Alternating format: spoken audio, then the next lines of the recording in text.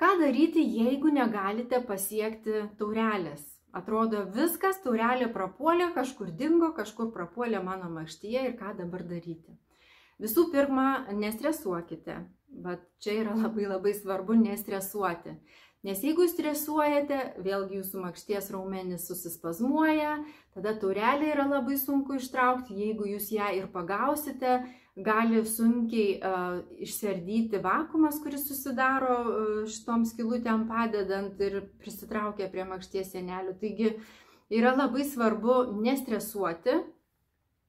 Kitas dalykas, jeigu jūs negalite, nepagaunate taurelės, palaukite.